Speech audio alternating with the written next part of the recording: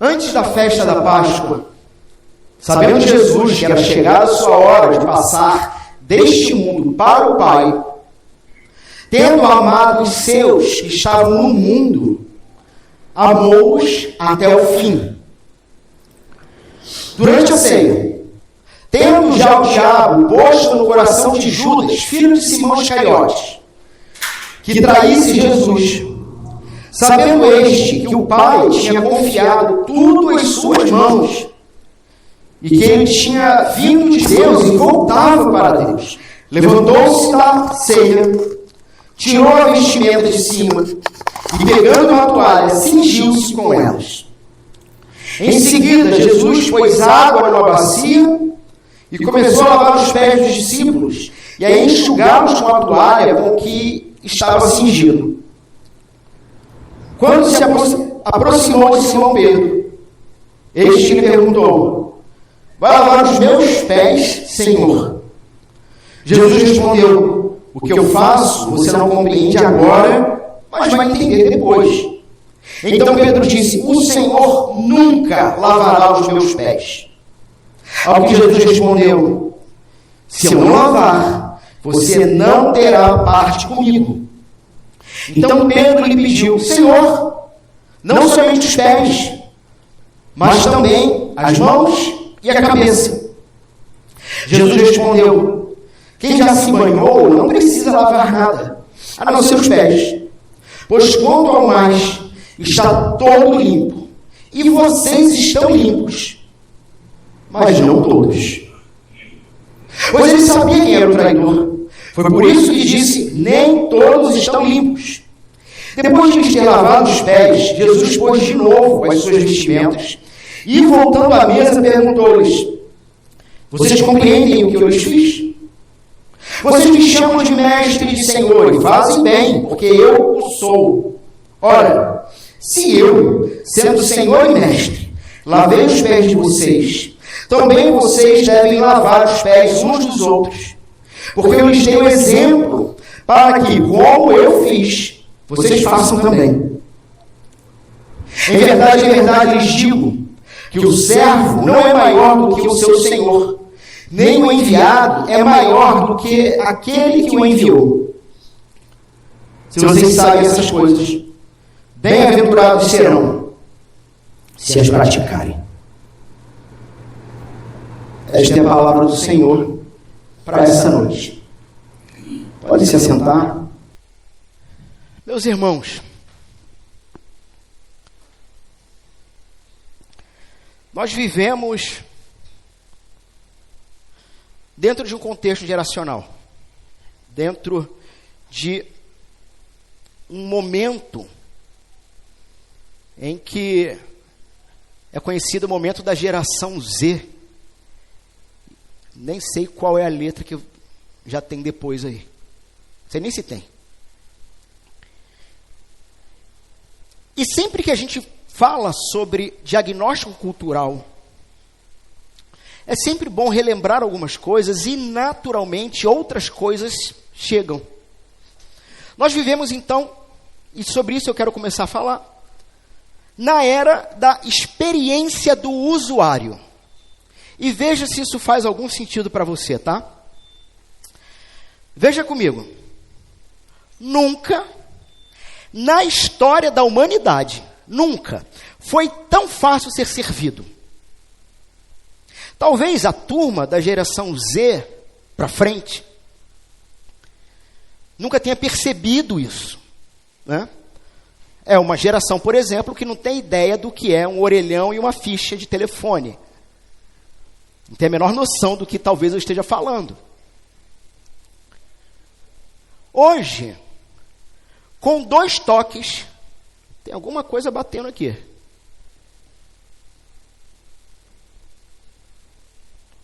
Agora eu fui para aquela caixa de lá. Só desligar a caixa. Hoje, com 2 toques na tela do seu celular, comida chega rapidinho na porta. Talvez se fôssemos pentecostais eu teria ouvido um glória a Deus. Não é isso? Com um clique, detalhe, chega quente e pronta, né? Com um clique, um carro particular aparece em minutos para te levar aonde você quiser.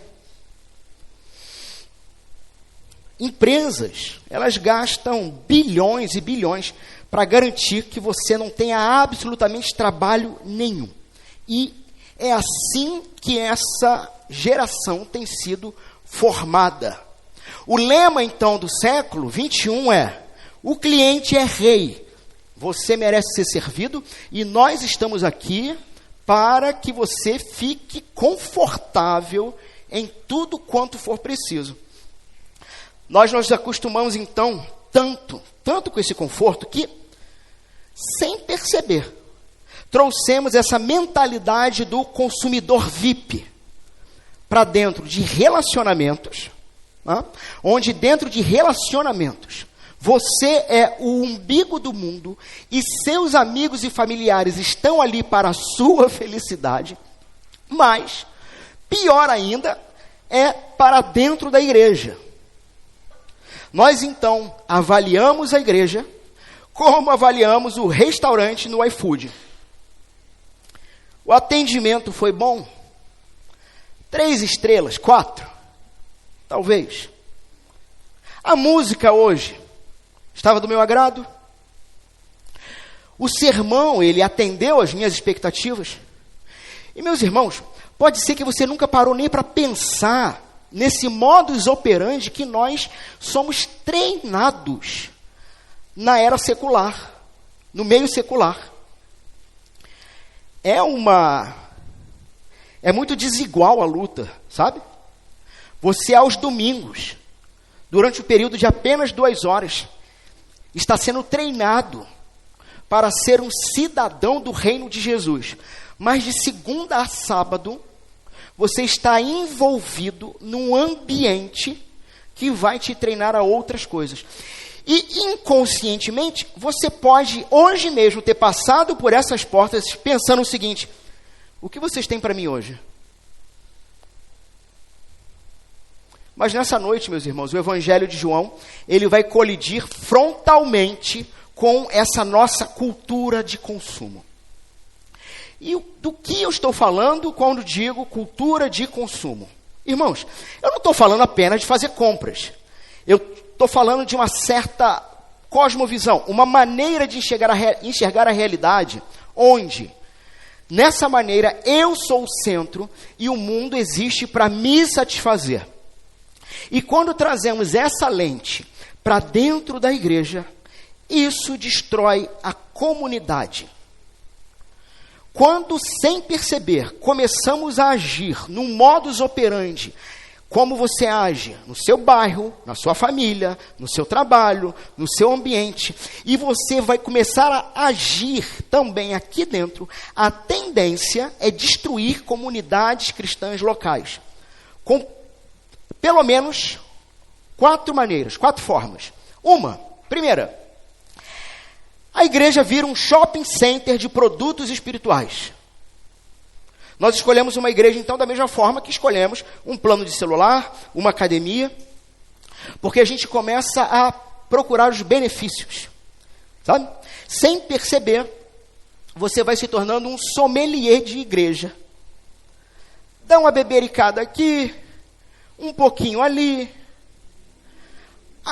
Essa igreja, a palavra é interessante, ela me instiga a crescer, ela me faz rever tentações e pecados. Mas a música é muito ruim. Mas aquela outra comunidade, a música é muito boa. O pastor é um pouco coach. Talvez um pouco simples. Eu queria alguma coisa a mais. Eu vou fazer o seguinte: essa semana eu vou aqui na palavra, na outra semana eu vou ali no louvor. Mas tem um problema. É que como meu filho é o centro do meu universo, é meu ídolo. Meu filho é aquele pelo qual eu vou despejar sobre ele todos os meus sonhos e desejos que eu não consegui realizar. Vai ser ele. Tenho gastado centenas de milhares de reais para sua grande formação, porque eu não tive. Ele merece um ambiente de estudo bíblico para criança mais estruturado. E na igreja da pregação melhor, esse ambiente não é tão estruturado. Na igreja da pregação, da música melhor, os professores são mais ou menos. Mas tem uma terceira. Ou seja, nós começamos então a procurar os benefícios. Olha como isso se reflete. O ministério infantil é a pergunta que o sujeito faz quando entra numa igreja se ele tiver filhos. O ministério infantil é bom para os meus filhos? Aí você pergunta, você fala, é uma pergunta legítima, e é óbvio que é. Mas o problema é o que pode estar por trás dessa pergunta. Uma terceirização da educação. Onde por você ser um pai e uma mãe incompetentes espiritualmente, jogam para a igreja a obrigação de fazer o seu filho crer. Pode ser. É o pecado por trás do pecado, né? O pressuposto da pergunta. Uma outra pergunta. O louvor é do estilo que eu gosto? No fim das contas, o que você está procurando é entretenimento pessoal. As cadeiras são confortáveis, o ar-condicionado funciona. Se a igreja atende os meus gostos, eu fico. Se não, eu só troco de marca. A pergunta fundamental mudou então de onde Deus quer que eu sirva para onde eu me sinto melhor. E meus irmãos, essa pergunta é crucial. Nunca troque de comunidade cristã a partir da pergunta onde eu me sinto melhor. Mas a pergunta é, Deus me mandou ir? Deus me quer ali? Onde Deus quer que eu sirva? Então, a igreja vira um shopping center. A segunda maneira de se destruir uma comunidade local com o pressuposto do consumismo. É o consumidor passivo. O que é o consumidor passivo? Ele paga para assistir. Na igreja, isso cria um cristão espectador. O sujeito chega, senta, assiste o show, e na saída faz aquela avaliação crítica. Bom, hoje o louvor foi meio xoxo. Foi meio desanimado. Ou, palavra boa, mas o sermão foi longo demais.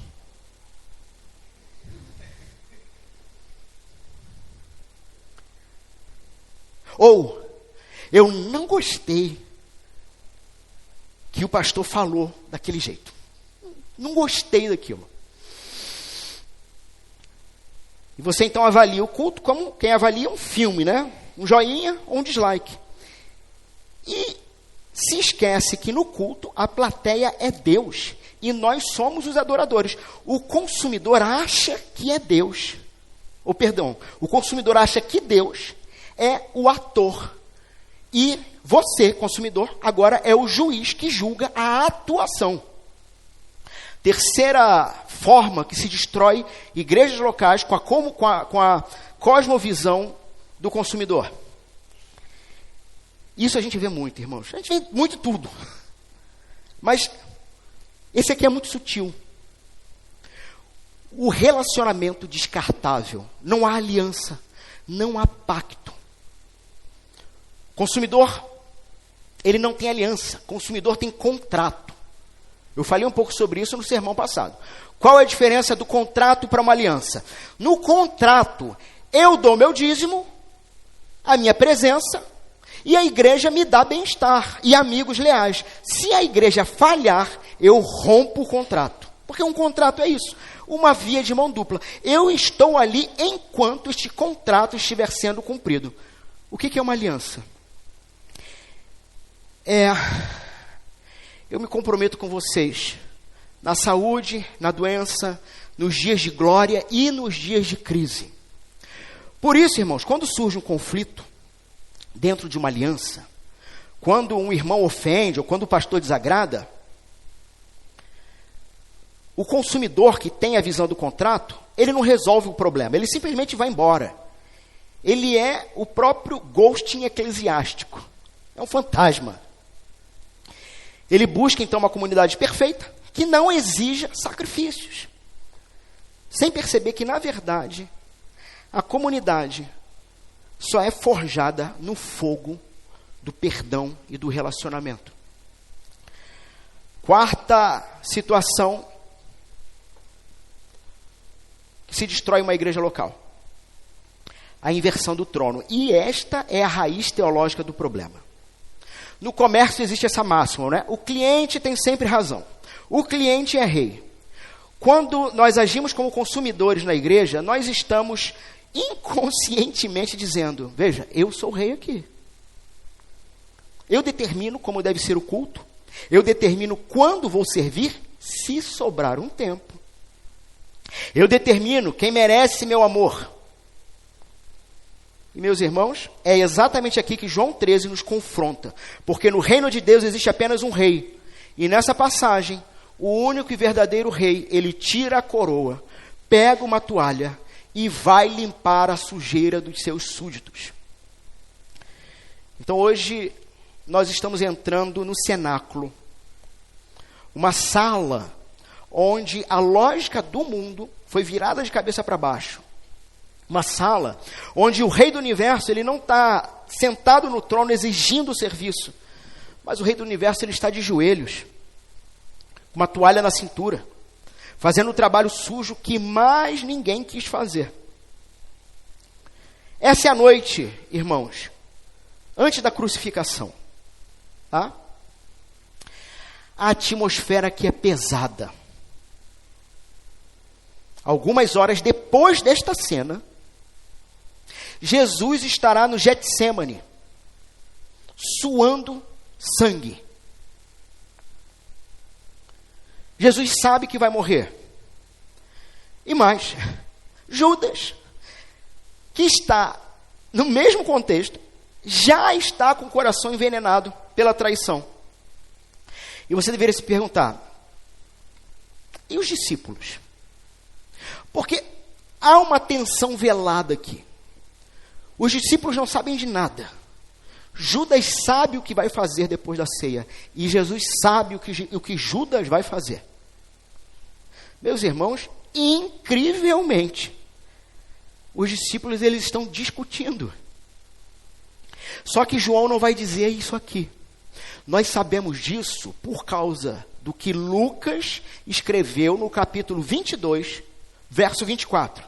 Lucas vai nos contar isso, que nessa mesma noite, eles estavam brigando sobre qual deles parecia o maior. Então, imagina a cena, tá? Foi o texto que nós lemos na nossa liturgia, de confissão de pecado. Imagine a cena. Jesus, ele está prestes a ir para a cruz. Os líderes da futura igreja, eles estão brigando por cargo e prestígio. É assim, bom, eu entendo que eu tenho mais direito do que vocês. Então, quando Jesus instituir o seu reino, eu quero ficar naquela sala que tem a janela maior. Se possível, bem ao lado da sala dele. Os futuros líderes da igreja brigando por causa de cargo. E ninguém quer ceder. Ninguém quer ceder. Meus irmãos, na cultura da época, lavar os pés dos convidados antes do jantar era uma tarefa de um escravo gentio. Essa era a base da pirâmide social.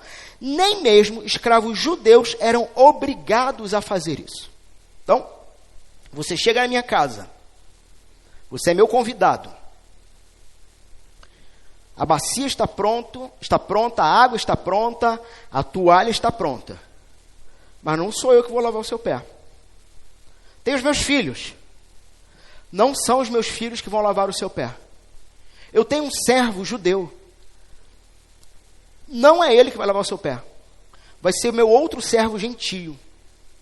Porque este ato é baixo demais. Demais. Então, olha só.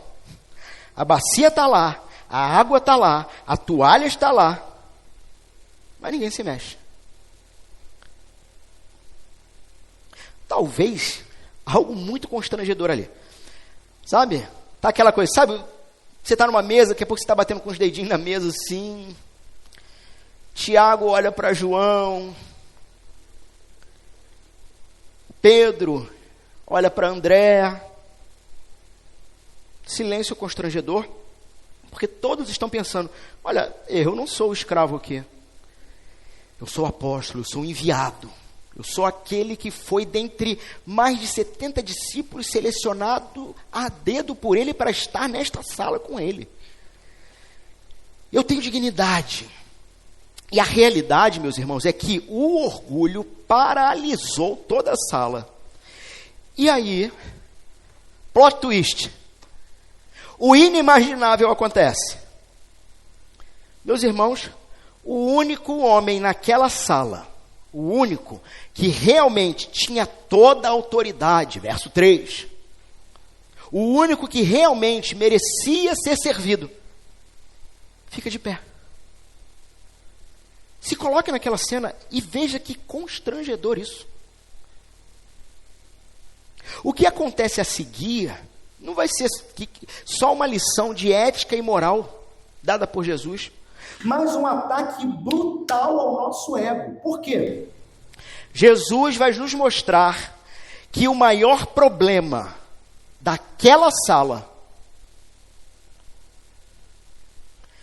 e o maior problema desta igreja hoje não é apenas falta de vontade de se envolver. É um problema muito mais profundo. O problema é que nós somos orgulhosos demais. Orgulhosos demais para servir. Porque somos orgulhosos demais para admitir que precisamos ser constantemente servidos por Deus.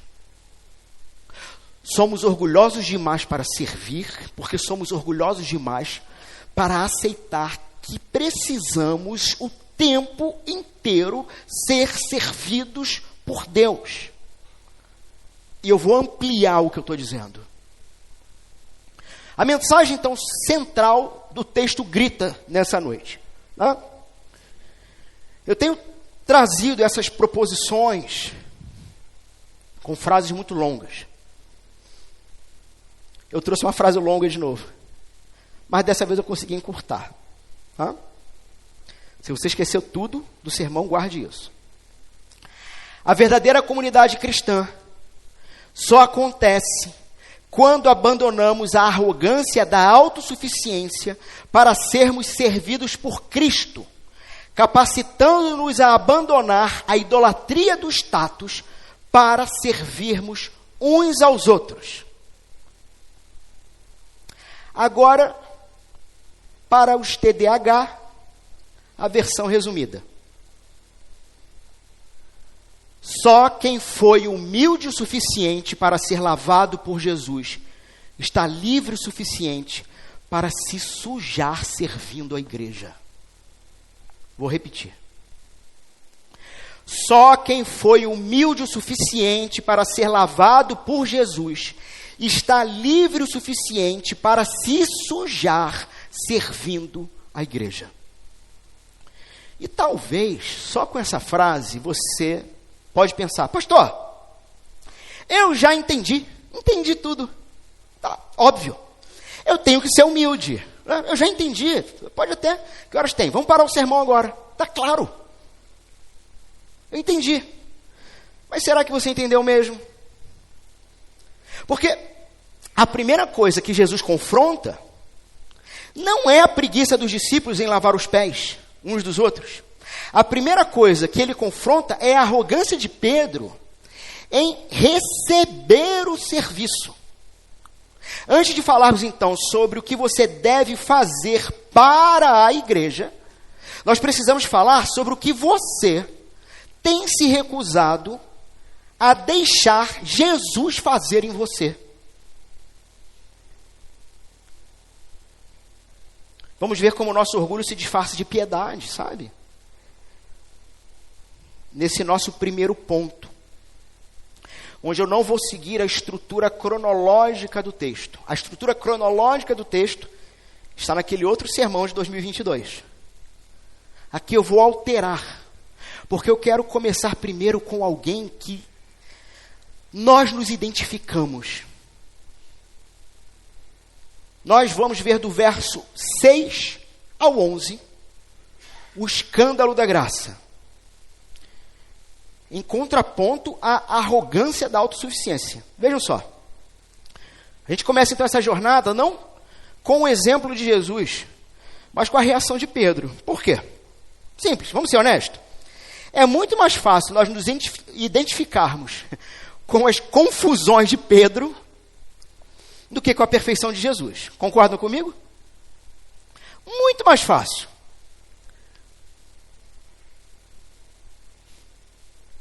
Nós vivemos uma cultura de idolatria à autonomia.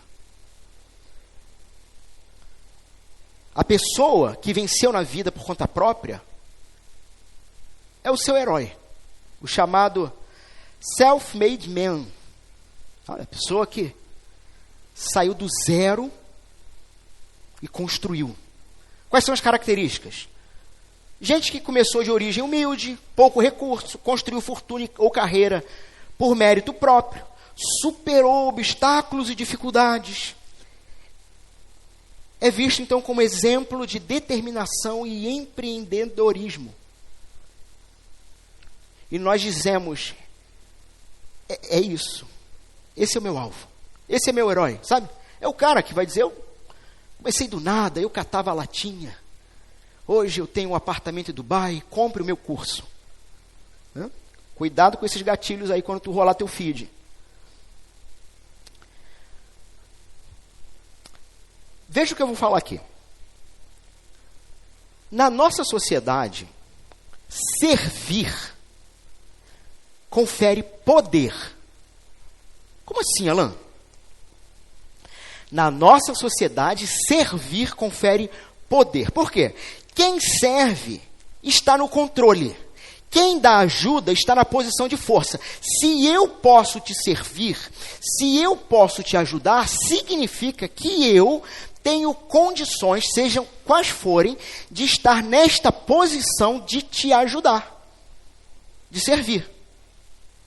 E eu não tenho dúvida nenhuma que se nós, terminando esse culto, chamássemos qualquer um de vocês para nos ajudar a fazer alguma coisa aqui, eu não tenho dúvida nenhuma que você iria participar.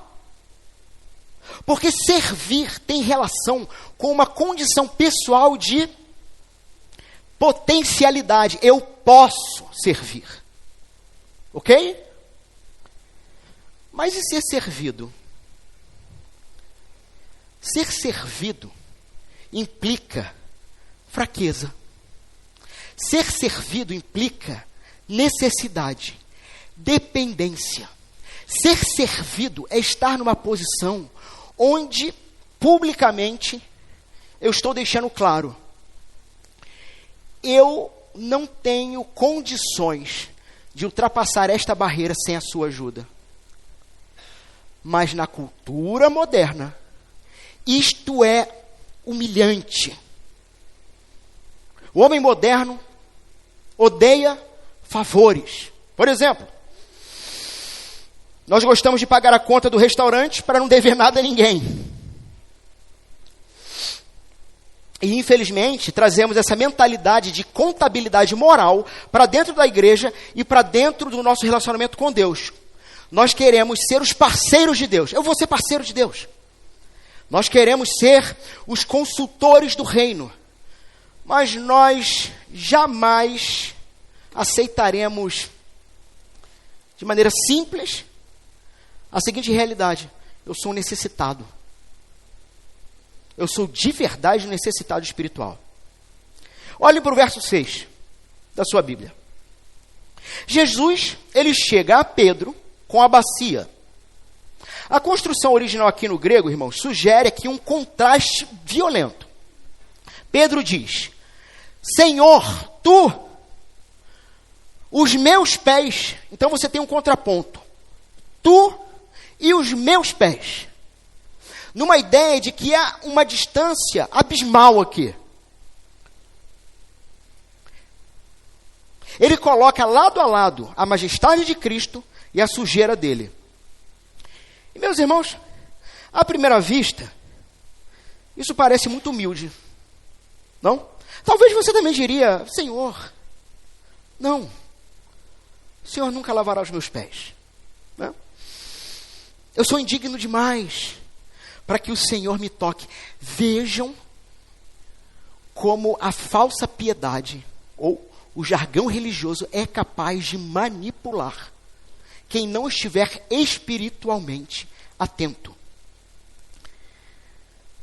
Porque o que Pedro está falando aqui, isso aqui não é humildade, é orgulho. Disfarçado, sabe de quê? Reverência. Por que eu estou dizendo isso? Porque no verso 8, quando Jesus insiste, Pedro bate o pé. Diz o seguinte, nunca me lavarás. O grego aqui usa uma dupla negativa, que é uma maneira, uma forma muito forte de dizer não da língua grega. Então, é Pedro dizendo assim, é um jamais, nem nessa vida, nem na eternidade. Esqueça essa ideia absurda. O que Pedro está fazendo aqui, irmãos? Ele está tentando ditar a Deus como Deus deve agir. Ele está dizendo o seguinte, Jesus, a tua graça, ela é escandalosa demais para o meu senso de dignidade. E isso me ofende.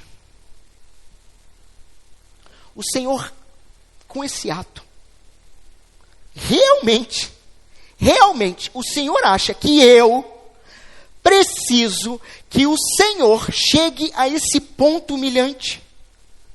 O Senhor acha que eu preciso mesmo disso? Nunca. Isso nunca vai acontecer. Por quê? Porque ao se rebaixar a forma de servo, mostra o quão sujo e necessitado de graça eu sou, e isto fere a minha dignidade. Meus irmãos, o ato de lava-pés de Jesus é uma dramatização do que aconteceria no dia seguinte, onde o Cristo, o Filho de Deus, abre mão da sua glória, abrindo mão da sua glória, assumindo a forma de servo, vem ao nosso nível. E o tipo de trabalho que ele tem que fazer para te limpar e para me limpar é tão absurdo que revela o tamanho da nossa imundície. E quando nós olhamos para isso, para uns tem cheiro de vida para a vida, para outros tem cheiro de morte para a morte.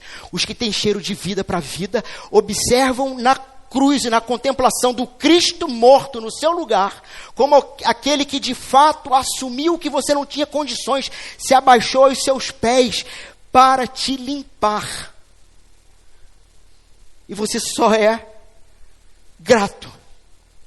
Mas o cheiro de morte para morte é ao observar a mesma cena, você diz, eu não aceito esse tipo de ação, dizendo que é o que vai me levar até Deus, porque esse tipo de ação, a cruz, está dizendo que eu não tenho, por conta própria, capacidade de ser uma pessoa boa. E é isso que a ação está dizendo mesmo. Mas por que tem cheiro de morte para morte? Porque eu olho para aquilo, eu simplesmente detesto. Porque tem a intenção de revelar toda a minha malignidade. É Pedro dizendo aqui, olha, eu aceito te obedecer, Jesus. Olha, Eu aceito te obedecer como um soldado obedece a um comandante. Mas olha, eu não aceito que me sirvas como um escravo, como um servo, onde eu sou seu dono. O que Pedro está dizendo é, eu não aceito um Deus que simplesmente não precisa de nada de mim, mas se coloca numa posição de que é Ele quem cuida, é Ele quem provê, e eu apenas descanso nele. Eu não aceito isso, porque eu continuo preso ao meu coração que diz, você é capaz, você tem condições de, pelas suas obras, pelas suas ações, ser aceito por Deus. Você não precisa de um Deus que morre por você, você consegue sozinho. Em uma frase, é tudo isso que Pedro está dizendo. Pedro, ele quer um Senhor forte para admirar. Pedro não quer um Salvador servo para depender. Ele recusa, então, a intimidade que expõe a sua sujeira. Meus irmãos, disso se trata o coração humano. Nós somos seres tão orgulhosos, que se houver a necessidade de uma ajuda de alguém para o que quer que seja, nós não apresentamos essa necessidade, porque isso vai revelar a nossa fraqueza, e nós não queremos ser fracos, nós não queremos ser dependentes, nós não queremos ser frágeis. Posso dar um exemplo simples?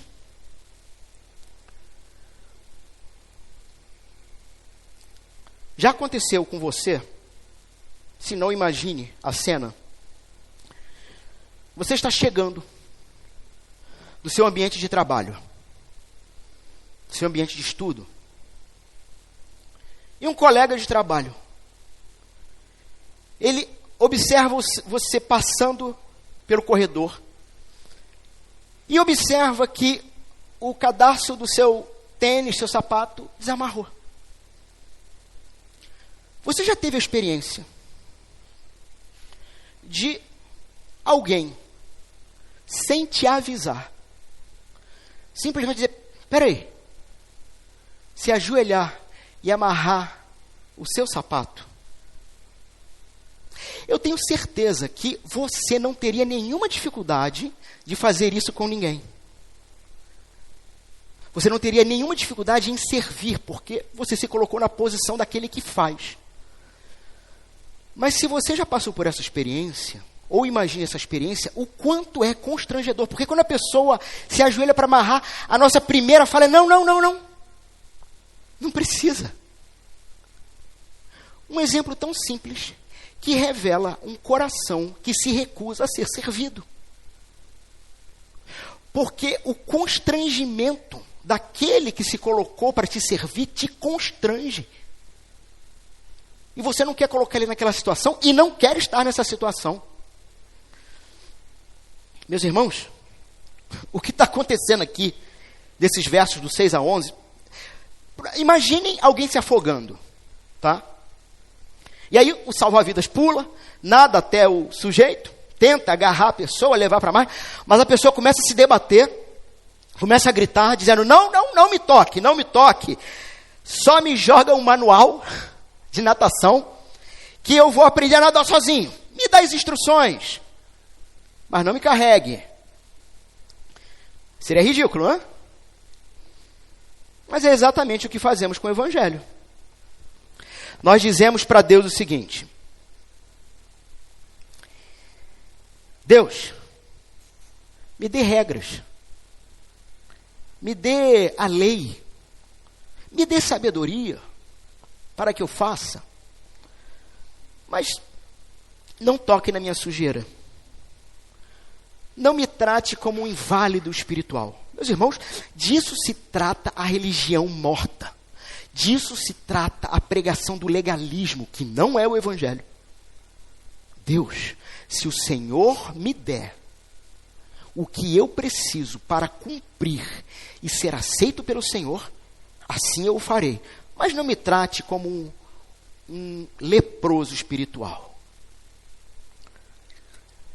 A resposta de Jesus vai cortar essa arrogância pela pela raiz. Verso 8. Se eu não te lavar, não tens parte comigo. Meus irmãos, a palavra aqui, parte, ela é pactual. Ela significa herança, destino, comunhão. O que está acontecendo é o seguinte. Pedro manda esse argumento. É mesmo, Pedro? Então eu vou aumentar a aposta. Ele está elevando drasticamente a aposta. Jesus aqui, irmãos, não está falando de higiene dos pés. Ele está falando de salvação. A lógica do evangelho, ela sempre vai ser ofensiva ao ego humano. Qual é a lógica do evangelho? Você é tão pecador, tão sujo, que o próprio Filho de Deus teve que morrer e se humilhar para limpar você. Essa é a lógica do evangelho. Não há sabão humano, não há esforço moral, não há tempo de igreja que limpe essa sua mancha. Só a humilhação de Jesus pode fazer isso. E aqui vai estar a distinção crucial que Jesus faz nos versos 9 e 10. Então Pedro lhe pediu: Senhor, não somente os pés, mas também mãos e cabeça. Jesus respondeu: quem já se banhou não precisa lavar nada, a não ser os pés. Pois, quanto ao mais, está todo limpo. E vocês estão limpos, mas não todos. Irmãos, Jesus ele não está falando literalmente de um banho aqui. E nós sabemos disso pela referência que ele vai fazer a Judas. Então, o que quer dizer você já está limpo? Você só tem que lavar os pés. Vocês já estão todos limpos, menos um. Meus irmãos, o banho que eles já tomaram e que Jesus já diz, vocês estão limpos, se trata da regeneração. Só acontece uma vez. Vocês que estão em Cristo já estão limpos judicialmente. O veredito já foi dado, justificado. Mas então qual é a proposta do lava-pés? Meus irmãos, é espetacular isso aqui. É espetacular isso aqui.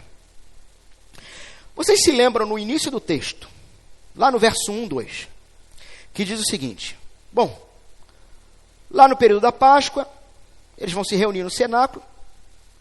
Jesus já sabe que está para encontrar com o Pai, sair desse mundo, mas ao mesmo tempo sabe que os seus discípulos continuarão nesse mundo. E Jesus os amou, e amou até o fim. Meus irmãos, nós temos aqui um preâmbulo narrativo que está nos preparando para toda a cena espetacular que está acontecendo aqui. Porque quando diz Jesus os amou e amou até o fim, a gente tem que lembrar que amor, no contexto judaico-cristão, não é sentimento. Amor é ação. Quando o texto diz, Jesus os amou até o fim, e depois centraliza toda a ação da cena nesse diálogo, que tem a ver com o lava-pés, é Jesus que sabe que vai morrer, dizendo assim, existe uma última lição que eu tenho que dar. Eles precisam ainda aprender uma coisa, e eu vou fazer. Eu vou ensiná-los a amar. O lava-pés tem relação com a purificação diária. Se o banho tem relação com estar limpo, estar salvo, mas um não, que era Judas. O lava-pés vai ter relação com uma ação de Cristo que, de maneira espetacular e lúdica, Jesus está dramatizando a cruz e tudo que ela significa, porque Jesus está tocando para lavar exatamente a parte do nosso corpo que nos conecta com este mundo caído todos os dias. Meus irmãos, nós caminhamos no mundo, acumulamos poeira, pecados, falhamos e precisamos voltar a Jesus todo dia. Mas não é para ser salvo, de novo, mas para sermos limpos, restaurados. Porque Jesus sabe que os seus discípulos, que ele tanto ama, vão continuar tocando nessa terra. E a ideia é que há vida nesse mundo caído. Tem a tendência de que em algum momento, no processo da sua construção, te levar a pecar, a ser tentado, a se perceber novamente sujo. E é onde você olha para o servo sofredor, de Isaías 53. É onde você olha, o momento que você olha para o Cristo, onde talvez muitos estão procurando no topo da montanha, no alto da catedral, e não sacou que ele está de joelho, pronto para você estender os pés e ser limpo, ser purificado. Por que esse ponto, meus irmãos, é fundamental para amar a igreja? Esse é o tema da nossa série de mensagens. Ame a sua igreja. E o subtema de hoje, sirva para ser servido. Porque se você não se vê como alguém que precisa desesperadamente que Jesus lave os seus pés todos os dias, meu amigo, você vai ser uma pessoa insuportável dentro da comunidade local. O cristão que se acha limpo por esforço próprio, olha para os erros dos irmãos com desprezo, não com compaixão. O cristão que recusa a graça diária de Jesus se torna um fariseu crítico. Ele pensa, por exemplo, eu lavaria os pés dele se ele merecesse. Mas, meus irmãos, Jesus lavou os pés de quem não merecia, inclusive de Judas. A porta de entrada, então, para a verdadeira comunidade, não é, guardem isso que eu vou falar agora, a porta de entrada para a verdadeira comunidade não é a sua força para servir, mas a sua humildade para ser servido. Hoje nós teremos recepção de novos membros. A porta de entrada para vocês nesta igreja não tem relação com o que vocês podem oferecer para essa igreja. Não tem relação com o seu serviço. Não tem relação com a sua capacidade. Não tem relação com a sua intelectualidade. Não tem relação com algo da qual esta igreja precise. A porta de entrada para você entrar nessa igreja é a sua humildade em ser servido. É uma percepção de que é você que precisa dessa igreja. E esta igreja não precisa de você. Este púlpito não precisa de você. O culto ao Senhor não precisa de você. Se você não estiver aqui, o Senhor será louvado. O louvor e adoração ao Senhor não precisa nem de músico. O Senhor tem as estrelas que cantam para Ele. Nós não precisamos nem de voz, porque a verdadeira adoração brota do interior. É uma percepção, então, que, na verdade, eu preciso desse púlpito. Eu preciso desse culto que manifesta a graça e dá um plot twist na minha cabeça e me faz relembrar quem eu sou e de qual reino eu faço parte. Não é aquele reino, é esse reino. Eu preciso dessa igreja. Eu preciso desse púlpito. E não o contrário. Eu preciso ser servido por homens e mulheres de Deus, cheios do Espírito e da sabedoria. Pois senão, não terei quem lave os meus pés.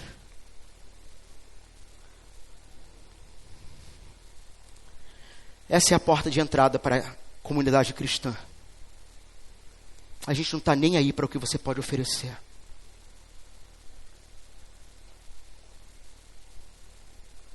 nós não estamos ligando para o que você pode dar, mas estamos afirmando: você precisa desta igreja.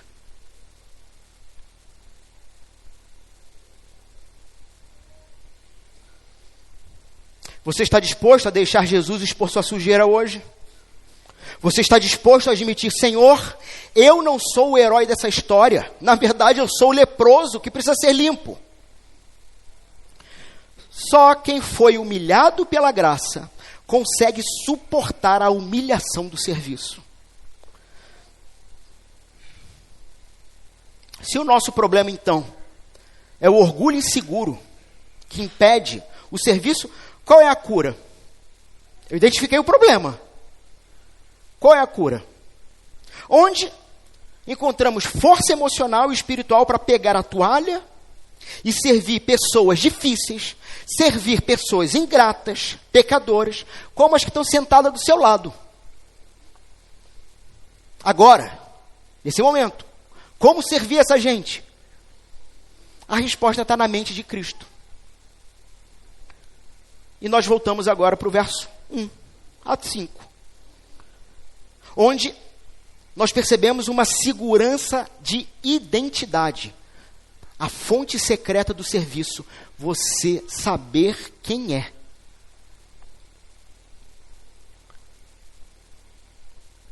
Antes da festa da Páscoa, sabendo Jesus que era chegada a sua hora de passar deste mundo para o Pai, tendo amado os seus que estavam no mundo, amou-os até o fim.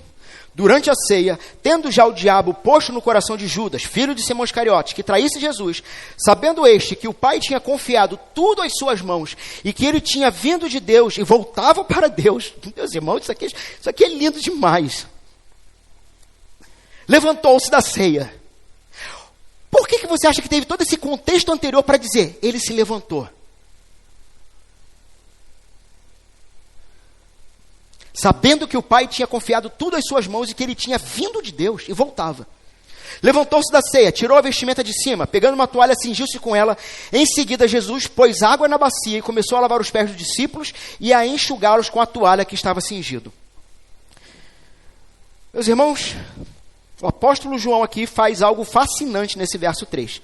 Ele vai descrever um momento imediatamente anterior a Jesus pegar a toalha. Então, é um momento exatamente antes, tá? O que Jesus estava pensando aqui? O que você acha? Será que ele pensou, bom,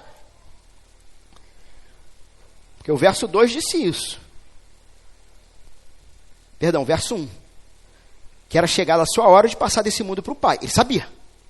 Então, será que ele pensou o seguinte, bom, já que eu vou morrer mesmo, já perdi tudo, o jeito é lavar pé.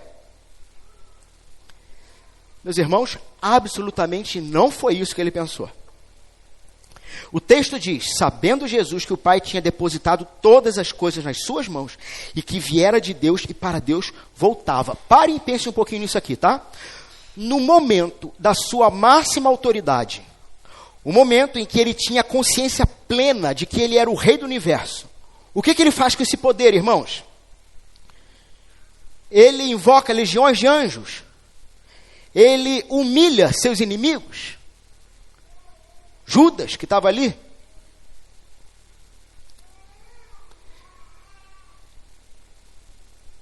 No auge da afirmação do seu poder e autoridade, ele pega uma bacia. E isso inverte toda a lógica humana de poder. Vejam, no mundo, quanto mais alto você sobe, menos você serve. O CEO não faz o café. No reino, quanto mais alto você sobe, mais livre você é para descer. Jesus só pôde servir na posição de escravo porque estava absolutamente seguro da sua posição de filho. Muitas vezes nós não servimos na igreja. Nós não nos voluntariamos para o trabalho com as crianças, para a limpeza, para ouvir o problema de alguém. Porque o nosso ego é frágil demais. Como assim, Alan? Irmãos, nós temos medo. Nós temos medo de que se fizermos o trabalho sujo, as pessoas vão nos desrespeitar. A gente pensa coisa do tipo, não, se eu me rebaixar, eles vão pisar em mim. Eles vão esquecer quem eu sou. E isso revela que a nossa identidade está baseada no que os outros pensam de nós. E no fim das contas, nós somos escravos da aprovação alheia. Mas Jesus, ele sabia de onde vinha, veio de Deus. Para onde ia, voltava para Deus. A opinião dos discípulos, o desprezo de Judas, a zombaria da multidão, nada disso podia tocar a sua identidade. A toalha de escravo não podia diminuir a sua glória divina. Na verdade, a toalha revelava a sua glória divina. Irmãos, imaginem um rei. Vamos comigo aqui, vamos fazer um exercício de imaginação. Imagine um rei que se disfarça de mendigo. Exatamente o que Jesus fez.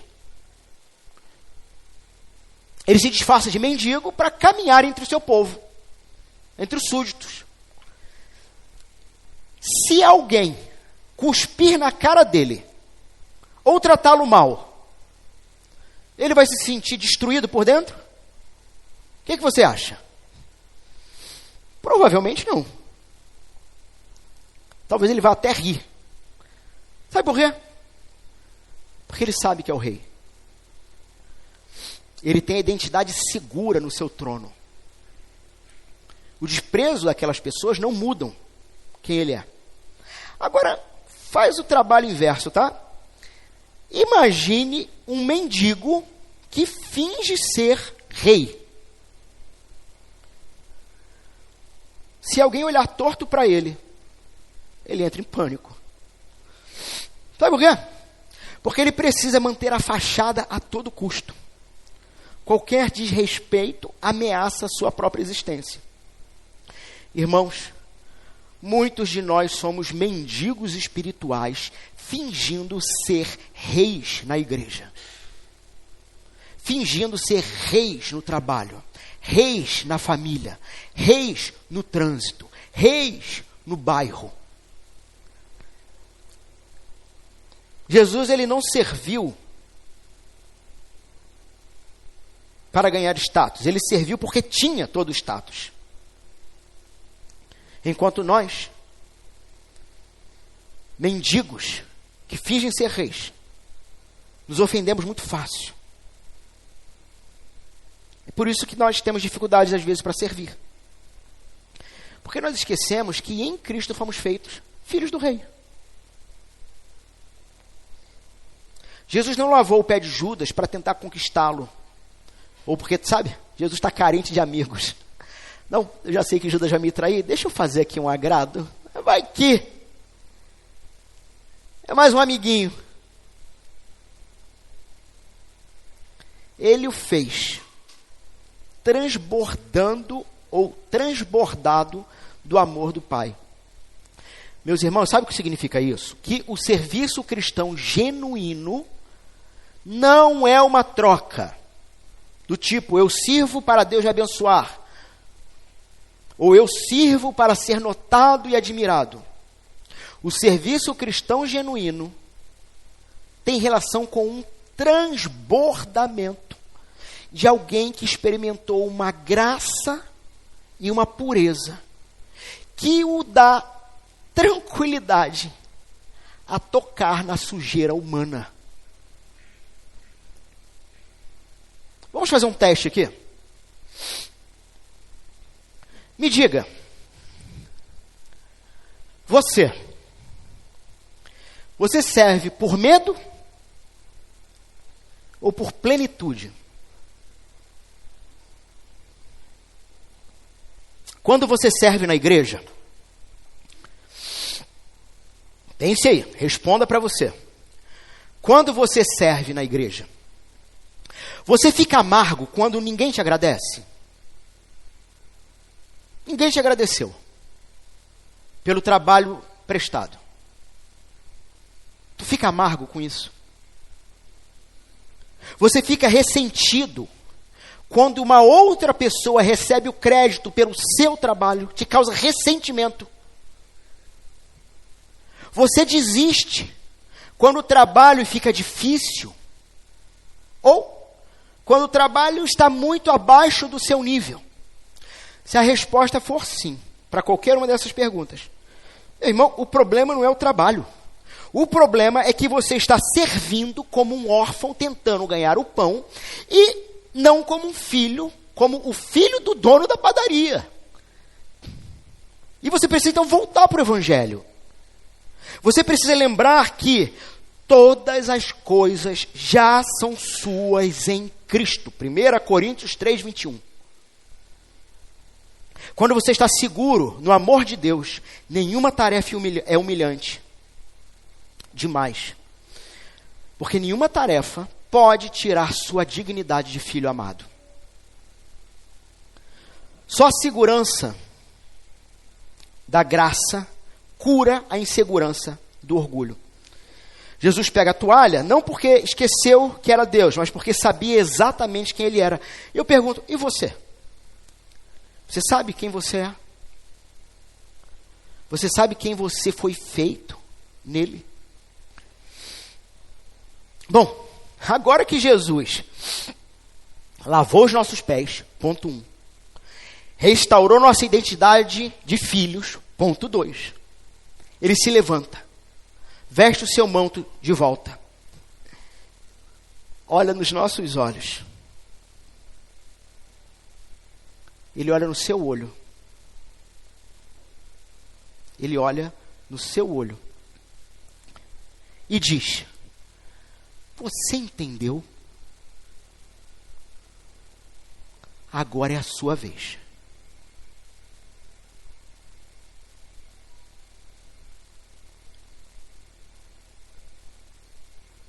Você entendeu?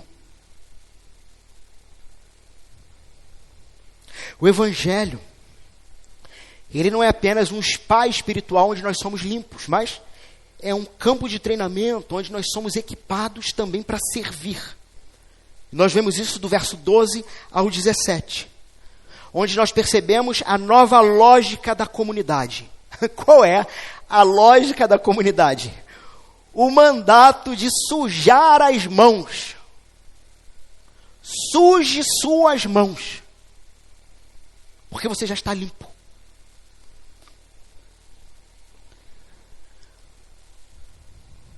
Temos uma inversão de hierarquia aqui. Jesus usa um argumento lógico, o argumento do maior para o menor. Ele diz: vocês me chamam de mestre e senhor, estão certos? Notem que Jesus, ele não diz aqui: olha, me chamem apenas de amigo, somos absolutamente todos iguais. Não. Ele mantém a hierarquia pelo que ele está ensinando e vai fechar o ensinamento. Ele é o Senhor, mas ele usa essa autoridade para ruir com a lógica do mundo. Qual é a lógica do mundo?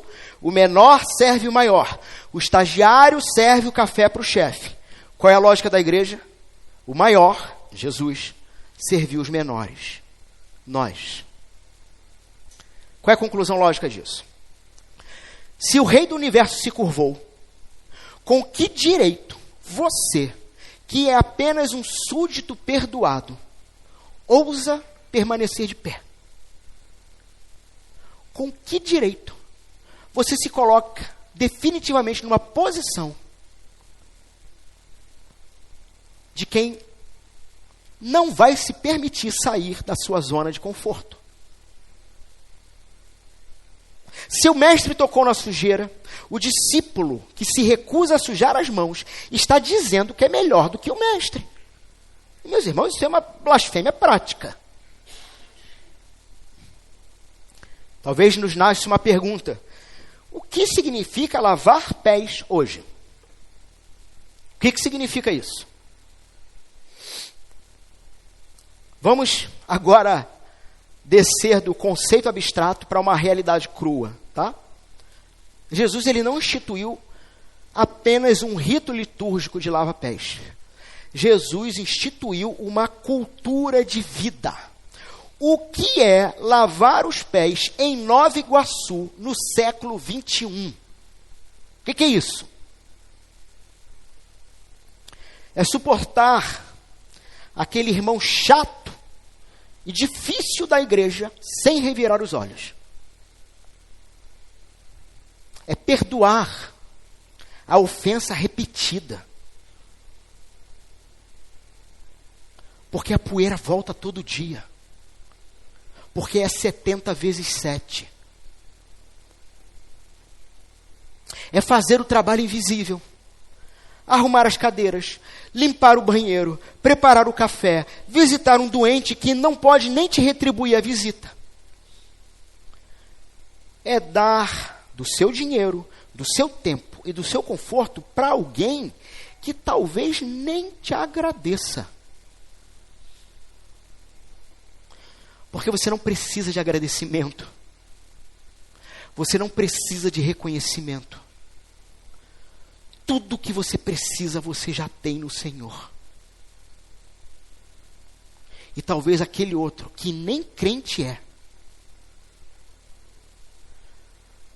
não tem absolutamente nada.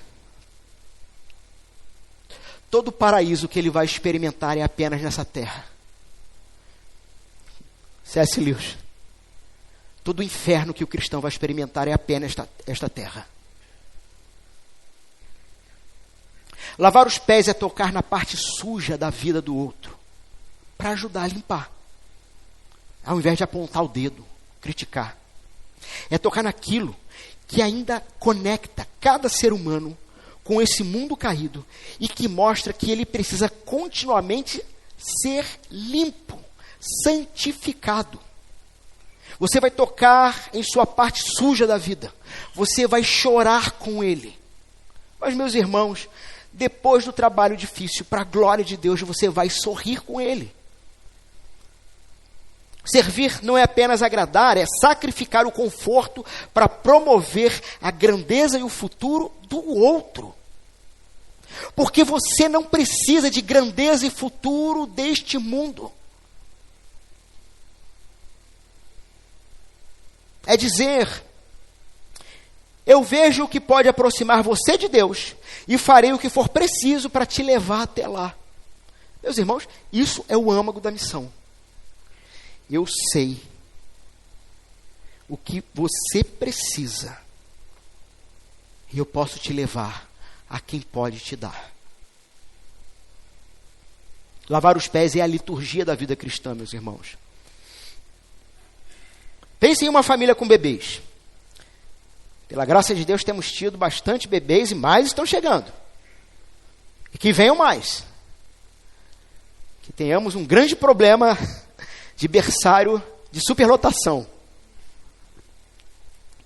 Pense em uma família com bebês. Quem é que troca a fralda suja, irmãos? É o pai e a mãe, né? Ou deveria. O bebê, ele não pode fazer isso.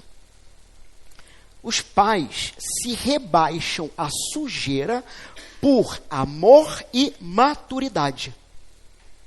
Na igreja, quando vemos um problema, uma sujeira, uma falha, o que fazemos? Bom, o imaturo, ele aponta. Olha que cheiro ruim, alguém tinha que resolver isso. Bota para fora da igreja. O maduro é aquele que imita Jesus. Pega a toalha e limpa. A maturidade espiritual é medida pela sua disposição em lidar com a sujeira dos outros. E Jesus então termina com uma promessa chocante no verso 17. Se vocês sabem essas coisas, bem-aventurados, felizes, serão se as praticarem. O mundo, ele diz, você vai ser feliz quando você for servido. Você vai ser feliz quando você for um VIP. Você vai ser feliz quando todos te atenderem. Jesus diz, mentira! Você será feliz quando servir Por quê? Porque fomos criados à imagem de um Deus que é amor. E amor é doação. Enquanto você viver para si mesmo, para proteger o teu ego, para o seu próprio conforto, você será miserável, pequeno e vazio, mesquinho, com um ego frágil, sensível. A verdadeira alegria, aquela alegria divina, o Macários, o bem-aventurado, só explode no coração de quem se derrama pelos outros. Existe então uma euforia santa em gastar a vida pelo reino, que o egoísta nunca vai conhecer. E para terminarmos de nos esmagar com esse amor, Jesus, irmãos, lavou os pés de Judas. Verso 11. Ele sabia disso. Ele sabia que aquelas mãos iriam receber 30 moedas de prata. Ele sabia que aqueles pés que ele estava lavando iriam guiá-lo até os soldados. E mesmo assim ele lavou. E aí, vem você aqui procurar o pastor e diz o seguinte: ah, pastor, mas fulano na igreja me traiu. Ah, pastor, mas fulano falou mal de mim. Te pergunto, o seu traidor é maior do que o traidor de Jesus? A sua dignidade é maior do que a de Cristo? Meus irmãos, a cruz nos tira todo o direito de guardar rancor. A toalha nos tira todo o direito de sermos passivos. Então essa é a ordem clara. Vocês devem lavar os pés uns dos outros. Trata-se de uma dívida de amor.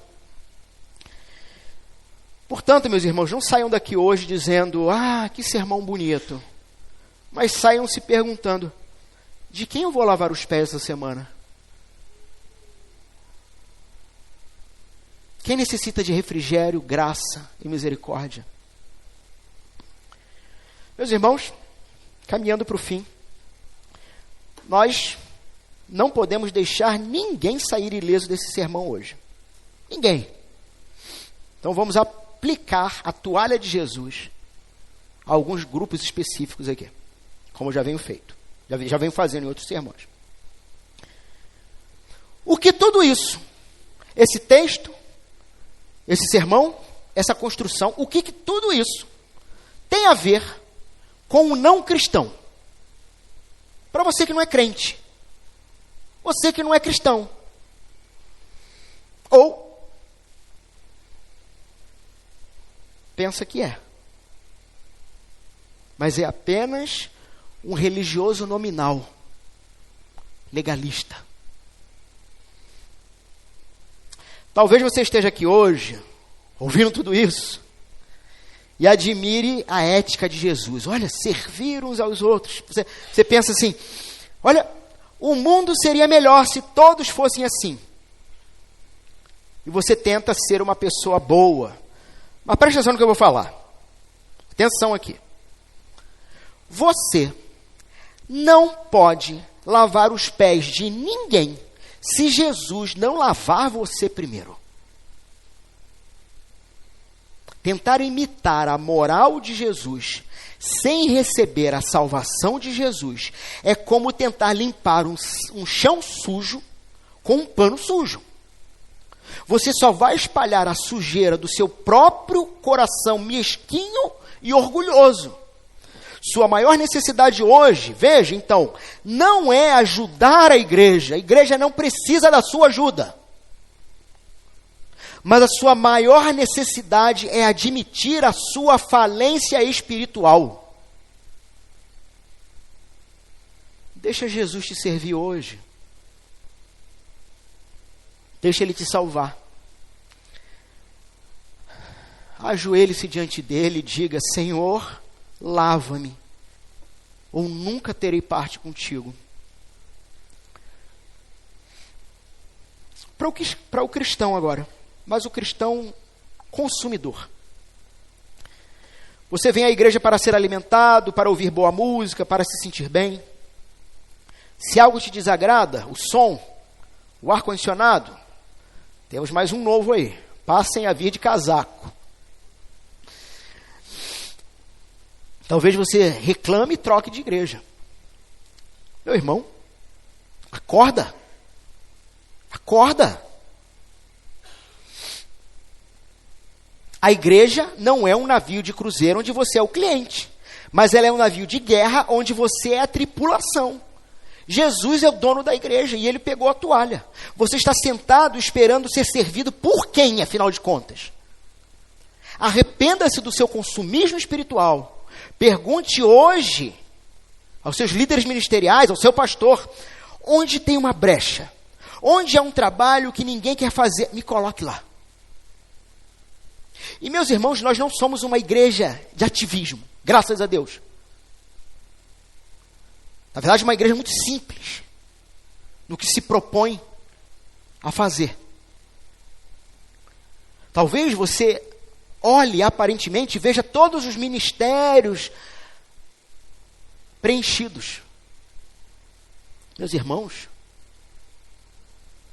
a lógica ou o ambiente do reino sempre é a seara é muito grande e falta trabalhador. Mas eu vou te falar uma coisa. Se você perguntar para mim, aonde está uma brecha para que eu possa servir? Eu não vou necessariamente te apontar uma área de serviço onde alguém te veja, mas eu vou falar para você, está vendo aquele irmão? O que tem? Olha só, o culto acabou, está todo mundo conversando, ele está lá sozinho. Por que você não está lá conversando com ele? Está vendo aquela pessoa? Ele precisa ser discipulado. Está vendo aquele ali? É necessário um trabalho com ele de evangelismo, para que ele venha a crer, se de fato for um eleito. A grande maioria dos trabalhos vão ter relação com relacionamento. O que vai te exigir muito mais do que uma vez na semana ou de 15 em 15 dias estar no ministério de serviço. Porque vai te exigir doar tempo e parte da sua vida para que outros sejam limpos. Para o cristão ferido, cansado, talvez você já serviu e se machucou. Você lavou os pés e recebeu chutes. E agora você decidiu o seguinte, olha, chega, nunca mais estarei nisso, eu vou só assistir agora. Meu irmão, olhe para Jesus lavando os pés de Judas. Ele sabia que seria traído e serviu mesmo assim. Sua dor é real, mas não deixe que ela se torne uma desculpa para a sua desobediência. A cura para o seu coração ferido não é isolamento, é voltar e olhar para a cruz. Jesus foi ferido para que você pudesse continuar amando. Portanto, não desista da família de Cristo. A felicidade, do verso 17, ela está esperando você, sabe aonde? Segundo o próprio texto, do outro lado do serviço, não no banco da amargura. Para a liderança, obreiros, futuros presbíteros e diáconos desta casa e líderes de ministério. Quanto mais alto o cargo, mais baixa é a toalha. Se você é líder, diácono, professor, o teste da sua liderança não é quantos te obedecem, mas quantos você serve. Cuidado para não usar a igreja para inflar o seu ego. E se lembre, ninguém é maior do que o seu Senhor. Se Jesus limpou sujeira, nós não temos dignidade para exigir tapete vermelho. Meus irmãos, olhamos então para o cenáculo. Vimos Pedro, o homem cheio de si, recusando a graça. Vimos Jesus, o Deus cheio de poder, abraçando a humilhação. E ouvimos o chamado: eu vos dei exemplo. Amar a igreja, o tema dessa série, não se trata de um sentimento romântico. Meus irmãos, amar a igreja é trabalho, é suor, é bacia e toalha, é olhar para a pessoa do seu lado, exatamente essa imperfeita, falha, talvez até irritante, e dizer: Por causa do que Cristo fez por mim, eu estou disposto a me gastar por você. Eu te pergunto, você consegue imaginar uma igreja assim? Você consegue imaginar o que aconteceria num bairro, numa cidade, num país, com igrejas assim? Como seria Nova Iguaçu com uma igreja assim? Se cada um de nós saísse daqui hoje, não perguntando o que a igreja tem para mim, mas de quem eu posso lavar os pés. Meus irmãos, isso seria uma verdadeira revolução. Isso mostraria ao mundo que Jesus, ele não é um mito, mas um rei vivo, que transforma egoístas em servos. Jesus já tirou o manto de glória uma vez para morrer por você. E hoje ele te convida a tirar o manto de orgulho para viver por ele. A toalha, depois de um sermão como esse, está na sua mão. A bacia está cheia. Você vai fazer o quê?